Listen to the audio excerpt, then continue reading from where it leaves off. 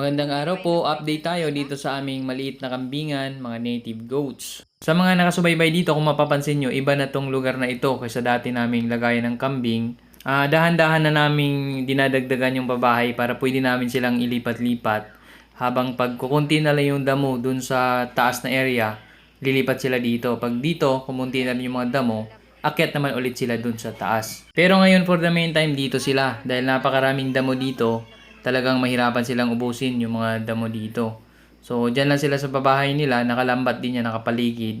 Pero paminsan-minsan nilalagay rin namin sila sa labas, pinapastol din namin. Dahil hindi naman pupwedeng hayaan lang natin sila dyan sa loob lagi ng lambat. Dahil posibleng ma-overtrace nila yung mga damo o kaya yung mga damo magkaroon ng mga parasites mula dun sa mga dumi nila. Kaya kailangan ililipat-lipat din natin sila sa kanilang pastulan. At ito, pinapainom sila ni Papa ng vitamins para medyo lumakas na rin yung kanilang mga resistensya, lalo na sa panahon ngayon na minsan biglang umaambon, biglang umuulan. Sumatong na niyang tiyam.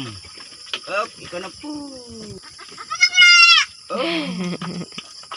Yan, kung mapapansin nyo yung mga dumi nila, hindi na diretsong nalaglag dun sa lupa kasi medyo nilapit ni Papa to para hindi lulusot yung mga paa ng mga maliliit na kambing.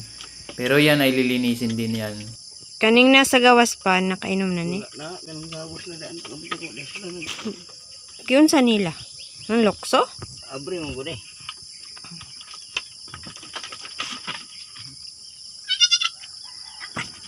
Vitamin. Kumana. Pinsan na po. Kanang gagmay nga kanding pa, di pa na pwede per gown de ay. Ini niya. Kanang bagong anak. Dito.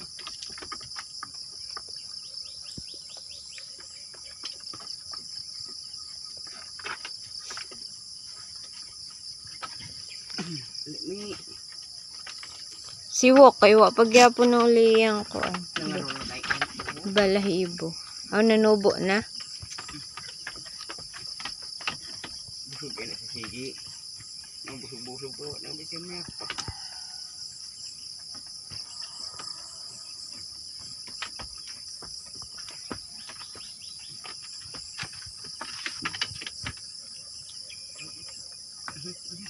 Ayan, itong black na kambing na may sungay, yung dito sa kaliwang side, yan naman si Wok. Yung nasa kabilang side naman, nasa kanan na may maliit na sungay, yan yung pinakaunang kid goat noon na dumating sa amin. Kasi bumili kaming inahin, may kasama ng isang maliit na kambing, si Miggy yun. Tapos yung isa naman doon na may sungay din na nasa kaliwang side, na kulay brown, yan naman yung pinakaunang inahin namin na nabili. Yan ang nanay ni Miggy.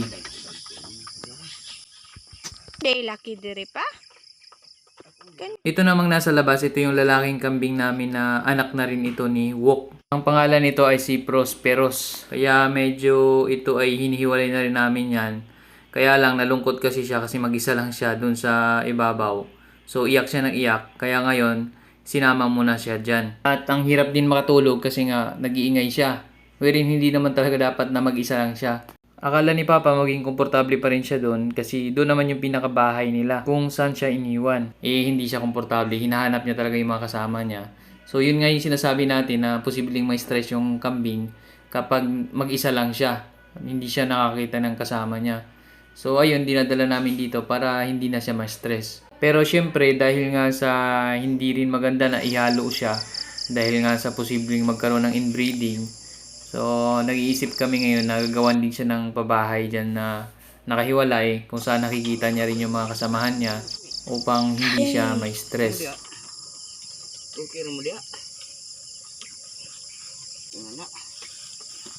Pero ito yung plano ko na rin na ibenta to o kaya ipagpalit ko rin doon sa mga ibang nag-aalaga ng kambing. Kaya naghahanap din ako doon sa mga kapitbahay namin kung meron silang kambing na ganito rin kalaki na pupwedeng pagpalitin para hindi na bibili, pupwede na rin ipalahi dito sa mga kambing namin nang hindi na magkaroon ng inbreeding. At dahil halos mag 20 piraso na rin yung mga kambing natin na magiging inahin, kaya kailangan na rin magiging dalawa yung ating magiging back para doon sa ratio na 1:10. Kumbaga 10 yung doe natin, dapat meron tayong isang back. So, bali, kung magiging 20 na yung doe natin, dapat meron na tayong dalawang back. So, ang target ko naman dito, si Wok, ipapalahi ko siya dun sa mga naunang inahin para walang mangyaring inbreeding. Tapos yung magiging back natin na mabili o mapalit natin dito kay Prosperos, siya namang ipapalahay natin dun sa mga anak na ni Wok. Kaya rin pala mag-isa itong si Prosperos kasi itong si Wok kinahalo muna ni Papa dito since yung mga ibang inahin naman malapit na rin maglandi. So naninigurado lang si Papa na kapag maglandi yung ibang mga inahin, masasampahan. Sayok tanim Kahit na wala siya kasi minsan busy rin siya, hindi niya mababantayan. Pero ang best option nga dapat niyan kapag ikaw ay masusubaybayin mo yung mga kambing mo, dapat ang pinakamagandang panahon na pasampahan yung kambing ay yung pangalawang araw ng paglalandi o paghihit ng iyong kambing na dumalaga o mga kambing na inahin. Upang mas buhay na yung mga sperm nila at mas malaki na talaga yung chance na mabuntis. Sana maging twin na o maging triplets dahil buhay na buhay yung sperm nila. Nilagyan natin sana kasi hindi naman natin sigurado kung manganak talaga ng triplets o quadruplets o twins. Minsan kasi depende rin yun sa lahi ng kambing tsaka sa kalusog ng kambing na inahin.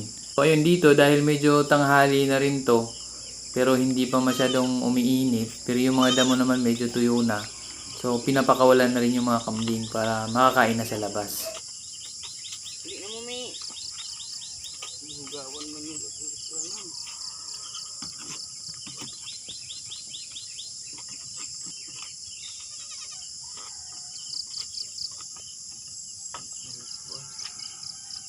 Gawas na mo may tao. Gawas. Gawas.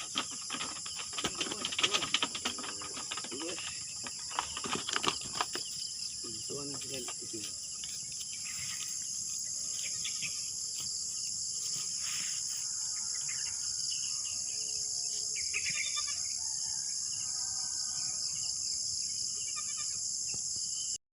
So ito rin yung maganda sa bukid, maririnig natin iba't ibang huni ng mga hayop, mga insekto, mga kulisap, at fresh na fresh tingnan yung paligid. Nakakatanggal talaga ng stress, tsaka nakaka-refresh talaga kapag ganito yung ating buhay. So magandang pamumuhay talaga itong farming. Kasi bukod sa stress-free na, kikita pa tayo dito. Pero minsan nga lang, medyo pang matagalan din siya na investment. Pero kung marunong naman tayo mag-antay, napalaki natin silang maigi, sulit naman din talaga yung ating pinaghirapan, yung ating inaantay. So ayan, kung makita nyo dun sa bandang baba, napakaraming damo pa dyan na pupwede pa nilang kainin. Kaya sa mga susunod na buwan, bibidyohan din natin ulit to sila. So papakita namin sa inyo yung update natin dito, kung ano yung magiging status na kanilang pangangatawan. Kasi doon sa ibabaw, doon sa taas na area, medyo namayat sila doon kasi nga medyo kinakapos ng damo. So ngayon, nandito na sila sa area na to na napakaraming damo. So sana mapapataba natin sila dito, mapapalusog natin sila. So ayun, bukod dito sa pagkakambing, nagsisimula na rin kami doon sa aming native pig farming. So sa ngayon, nag-invest muna kami ng pagtatanim ng mga halaman na pampakain doon sa mga baboy na mga native. Para pag nandyan na sila, hindi na tayo gagastos ng malaking pera. So yun naman yung i-update din natin dito sa channel natin sa mga susunod pa na mga videos natin. At maging itong pagkakambing, mga pag-aalaga ng manok at marami pang iba na mga alagain ay i-update namin kayo lagi dito sa ating channel para makita nyo rin kung ano yung magiging takbo ng ating mga ginagawang business dito sa farming. Dahil dito masusundan nyo simula tulad nito, nagsisimula tayo sa mga native na kambing. So soon darating ang panahon na medyo makaipon na, makabenta na tayo ng mga lalaking kambing. So makakabili na rin tayo ng mga hybrid naman. Yun yung ipapalahi na natin doon sa native natin.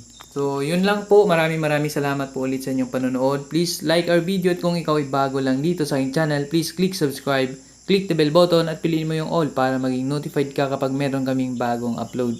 Maraming salamat po.